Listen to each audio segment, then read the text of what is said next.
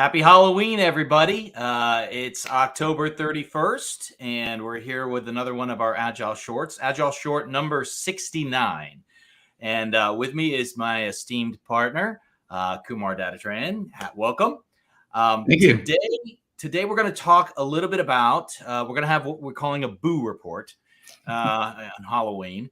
We're going to actually do a quick review about Kumar's experience and a couple of the talks that he did at Agile DC 2023 that just happened 2 weeks ago. So welcome, Kumar. Thanks a lot. Good to be here. Yeah, absolutely. So we thought this was timely. You know, it's still pretty close to when the conference happened. I know some of you that are attending were expecting to see Chris Daly. We had a conflict there. We're actually moving that, I think, a couple weeks, right? We're just moving out a week. Yep. Moved out a week. Okay. So Chris will be back with his story. He's not going anywhere near his story, which is great. But we're going to go ahead and dive into Agile 2023. So first and foremost, what was it like to be back at a conference again? I know you and I haven't been to conferences in quite some time. Yeah, it was really good. There were quite a few people. It wasn't as big as past Agile DC events. We were getting, I think the last conference I went to was in 2018 or 19. And I think there was probably 600-700 people there. And in this one, it was about 300 or 400 people. But still, being in a live conference was great. It was really amazing. Got to see a lot of old friends, people I haven't seen for a long time. So I'm a resident of the DC area. And so I going to conferences in the past, you see these people. I've worked with many of them in the past.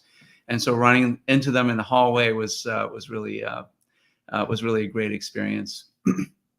Fantastic. There were a lot of great topics there. I myself was slated to be one of the speakers. I unfortunately came down with COVID and decided not to go, even though I felt pretty well. I think it was a smart decision, and really sad I didn't get to go and to see all of the speakers and the different topics. But when you look at it, I know we're going to cover a couple of the topics that we were talking about.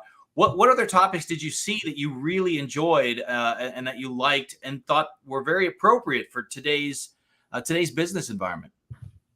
Yeah, I think the keynote was especially it especially resonated with me. So the keynote was given by Lisa Atkins, the author of several books, the most famous being the coaching book that she wrote. I forget the name of it, Coaching Agile Teams or something like that. Mm-hmm. And her talk was really about coaches looking inward, taking more responsibility for the work that they do, the clients that they support, and so on. And one of the phrases that she used a lot was metabolizing change. So we're living in a time of change, in the Agile community. And the demand for coaching, Agile coaching, and Scrum Masters and product owners, all that is sort of waning a bit, and it's all part of a cycle. Agile's been around for 22 years. Can you believe it? Yeah. 22 years, yeah. And so Agile's not new anymore, and companies are looking to invest that money into the people that will build the software or the services or the products, rather than the people that will help them build the products and services and software better, faster, cheaper. And so again, it's a pendulum. Things are going to swing back. And so as coaches, we need to look inside, look at how we can better metabolize this change and come out stronger at the end, serve our clients better, maybe change the messaging to focus on what is it that coaching really brings to the market. It's about dealing with change and disruption. And actually one of our talks that Mike was supposed to give and that I gave, right? It's all about change and how you survive in these times. That's fantastic. And I think you're right. It's so appropriate for what's going on today to be able to think about that, because it's not just the businesses that are having to deal with this change too, right? It's coaches, it's contractors, it's consultants, everybody that's out there trying to help an organization improve. We've got our own changes to go through, right? So there's quite a bit there. When you think about the two talks that you gave, walk us through kind of some of the responses that you had from the first talk and your talk around high performing teams. And then we'll talk about the second one after that. Right. So my talk was on high performing teams, and as you can tell by the title, it's about how do you support, how do you first create a team that has the potential to be high performing. And so the talk was really based on research and evidence-based outcomes and on what makes teams high performing. And it's not about Agile teams, although Agile did come up in the talk. It's really about teams and what's the ideal size of a team, and what about the makeup, and what happens when you have a team of eight personality types, and you try to put them together as a team. A bunch of people with a high IQ typically don't perform all that well together unless there's other things that are taken into account, right? Typically, really, you want a team that's balanced. Have different personality type, IQ notwithstanding. In fact, you can have a team of average performers performing really well together as a team, where the collective intelligence of the group far surpasses the individuals on the team. And so that talk was really about how do you support those conditions? How do you select? How do you nurture, as managers, as leaders, how do you nurture the creation of these teams? And I'd say some of the themes that came out of it were the notion that, well, not the notion, but the evidence-based research that points to teams that are frequently put together and disbanded. Those aren't really teams. Those are just groups of people, right, that are put together for some project. And the key is to keep this group of people together long enough where they start to form bonds and start to learn how to work with each other, and so on. So longevity is one of the themes. The other one is psychological safety. So the environment, it needs to create a sense of safety for the team and the members of the team, to fail and learn from those failures. And that includes the managers, the product owners, scrum masters, if this is an Agile team. And so psychological safety is another key determinant of successful teams.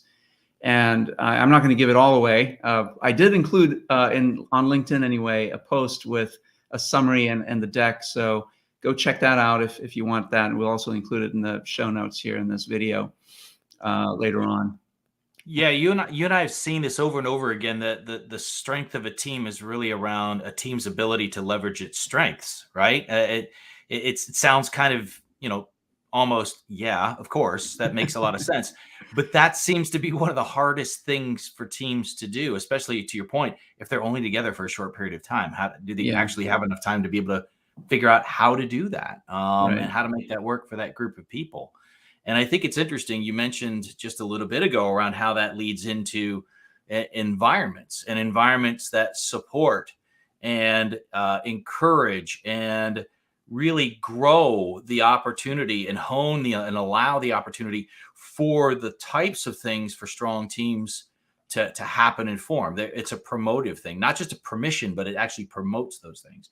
And that kind of leads us into what your second talk at Agile DC was about. That was, again, another evidence-based kind of deep dive into some real successes from senior leaders and groups that saw the value in building, being able to build and craft environments that were adaptable and appropriate for whatever was coming at them, and to be able to give their talent, which they wanted to see succeed, to give them the ability to grow and become those high performing teams, so those leaders could go out and look ahead and start seeing what's coming at them next, both in terms of opportunities and disruption. Yeah, exactly. So the second talk was really around reframing disruption. People often view disruption as a negative thing, right? Oh my God, here's another change, here's another disruption in my life.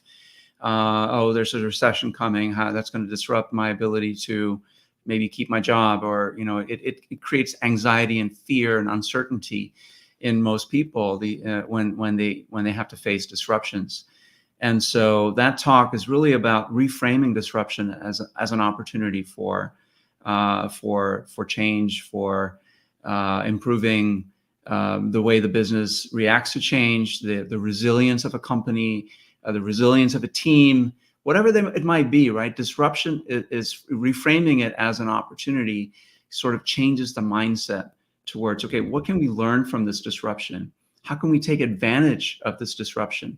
And so, as you said, Mike, we started the talk off with some case studies of clients that we support, that where we have implemented these techniques, if you will, and allowed them or encouraged them and supported them to, again, make that mindset shift from fearing disruption and becoming more insular, like, okay, we got to keep doing what we're doing because we know that works, to, hey, what if we were to embrace this disruption? What does it mean for us? What opportunities might it open for us, right, in the future? And take AI and Chat GPT as an example. That's a huge disruption.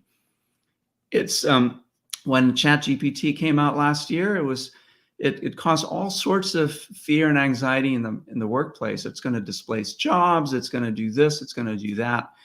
And while some of that may have happened, I think it's also created a lot of jobs for people that are more forward-thinking, that embrace disruption, to be able to learn how to use these tools to make them more marketable, right? And so that's what the second talk was about. I want to really quickly go back to the first talk. One of the third key theme that came out of it was the idea that teams, again, this is related to disruption, right? So if you have strong teams are more resilient in the face of change and disruption. Yes. And so this third theme that came out was the idea that you need some gender bias on the team. If you have a team full of guys, they're not as productive and as high performing as a team that's more mixed gender. In fact, the research says that a team with majority women are more productive and higher performing than a team with majority males. You don't believe it? I didn't believe it, but I did the research, and I studied the research, and that's what the research points to.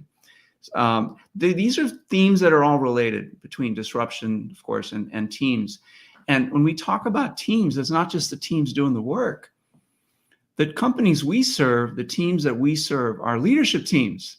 And they have to operate at a high level in order for the company to be resilient to disruption and to change. Absolutely. And I think you mentioned something that ties back to both of these elements, and that idea of the fear of disruption. And that fear comes from the mindsets in place, the historical knowledge and historical memory of past disruptions coming into play, misinformation, disinformation, inaccurate information, a load of information all of a sudden. All of these things can trigger that. And getting to a point where you look at this as an opportunity is not an instant thing. You can wake up in the morning and say, I'm going to start thinking about this way. But it's really tough when you don't have ways to actionably go after that. When you don't have a pattern of work, you don't have an environment that supports you in certain ways, that helps you to reframe your thinking, that supports the reframing of the thinking, which again is a huge part of what leadership has to do with an environment to be able to make space for high-performing teams to grow and to sustain and succeed in those spaces. And it's all tied together, to your point. All of these things go hand in hand with each other. So it's a big lift in a lot of cases, because depending on where your starting point is and how much your industry and your organization has had to maneuver based on its past successes. The idea that you can sit back and look at your past success and look at your look at your history and all the experience that your people have and say, well, we're good. We've done that. We've done well in the past with this. There's an over-reliance, Kumar, that you and I have seen in working with companies on past success and the knowledge that you've gained in the past, and an under appreciation for an organization's ability to change, to create that new environment and that new mindset that sees every day as an opportunity to disrupt their space instead of worrying about what they may be disrupted by. Yeah, I totally agree, and that reminds me of again of Lisa Atkins' talk and her phrase that she used of metabolizing change, right? So embracing disruption, metabolizing change.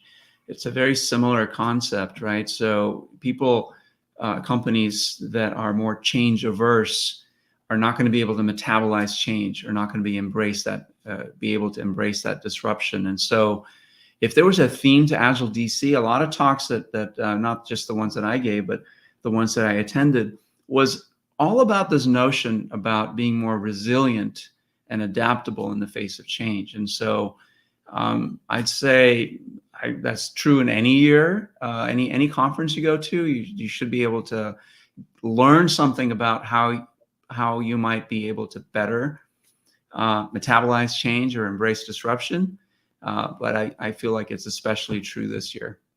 Yeah. Well, we're not going to give away the entire